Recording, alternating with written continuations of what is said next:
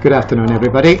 I'm Jim from English Essentials, and if I'm not sounding very happy, there's a reason why.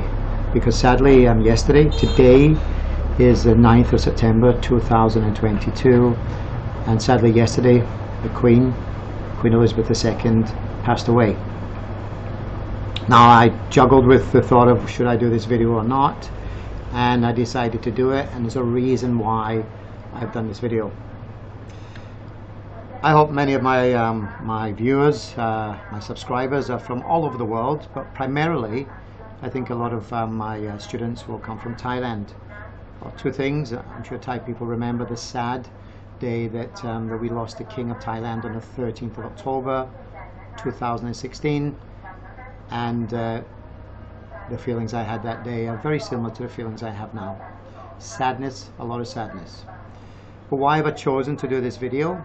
Well, you know, in terms of grammar, there's always been an issue with how people actually tell people this message, and we're going to look at how you would actually tell people the message in simple grammar terms. So here we go. There's a picture of our Queen, who sadly passed away yesterday. We'll look at three tenses here. The three tenses I'm going to look at are the past simple, the present perfect, and the present simple. I'm going to look at the words that we use to give the information. Verb 1, otherwise known as the infinitive. Verb 2, also known as the past simple. And verb 3, also known as the past participle. And we also have an adjective. And it's common for students to get mixed up between the past form of the word die, the present form, and indeed the adjective dead. And I'm going to try to help you. Now, you can see also other words there, and these other words are what we call synonyms, words that we can use instead of. So let's look at the first one. The first one is the past simple. Notice here we have the verb to die in its past form. And also notice that we actually have the date of when she died. The past simple needs a structure that shows something clearly in the past. Now, we could say yesterday, but of course we will talk about this in years to come, and the date is certainly more relevant than yesterday. But yes, you could say the Queen died yesterday. Clearly the past simple, a clear time frame in the past. D-I-E-D, and that sound is D sound at the end, died. We'll look at the present perfect and then the present simple. First, the present perfect. If you notice that the emphasis on the first one is when it actually happened, the 8th of September. The second one has got no time frame, so the emphasis is on what happened. And the tragic events of yesterday is quite simply the Queen has died. No time frame, and we will use the present perfect. The Queen is she, so we use has, not have. And died is also verb number 2 because it's a regular verb. So the Queen has died is the present perfect form with no time frame. Then we have the adjective dead. Now again, you can see there's no time frame with dead because it's a fact. It is a simple fact that sadly the Queen is dead.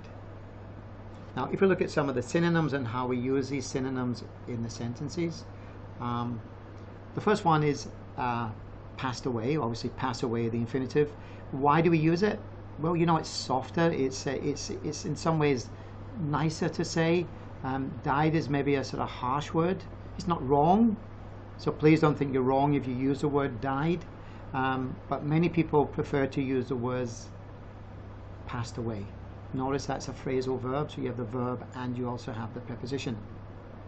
Again, it is still a regular verb, so that the past participle is the same. The Queen passed away on the 8th of September 2022. Present perfect form, the Queen has passed away. And the present simple, the Queen is deceased. Now, I would not recommend using this word. Dead is probably the correct word to use all of the time, but deceased can be synonym used for dead. I'm sorry that I can't be any more sort of upbeat in this video. I do feel very sad, and I'm sure that these feelings will stay with me for some time. We now have a new king, and our king is now Charles III, and that of course is the Queen's son. So what we say maybe in English is sadly the Queen is dead, but long live the king.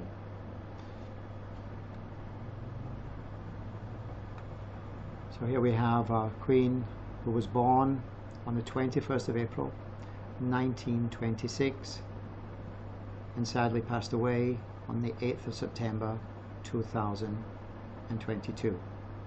And I say to my Queen, rest in peace, Your Majesty the Queen. I hope in her death that we have covered some English, that and I know that she would be happy with. The Queen has always advocated the use of our language around the world. This is, remember, the Queen's English.